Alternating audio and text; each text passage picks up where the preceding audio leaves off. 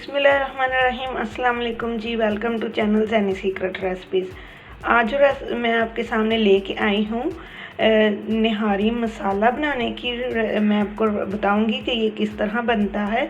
तो निहारी मसाला बनाने के लिए सबसे पहले लेना है जी 1 टेबल स्पून मैंने लिया है साबुत धनिया, 1 टेबल स्पून ज़ीरा जाएगा, हाफ़ टेबल स्पून इसके अंदर जाएगी साबुत काली मिर्च, सौंफ जाएगी जी इसके अंदर 1 टेबल स्पून।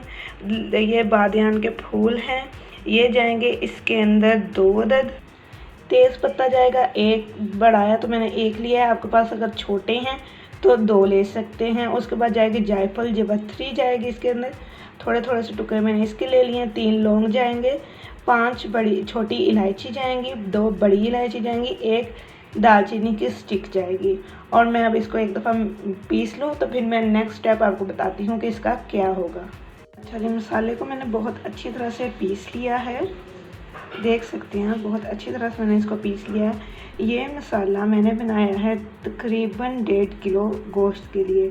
बेशक वो चिकन हो, बीफ हो या मटन हो, ये मसाला उसके अंदर जाए। हस्बे ज़रूरत मैं शामिल करूँगी नमक तकरीबन 1 टेबल स्पून, और जिसके अंदर जाएगी इसके अंदर जाएगी जी 1 टेबल स्पून पिसी हुई लाल मिर्च डाल के मिक्स करेंगे।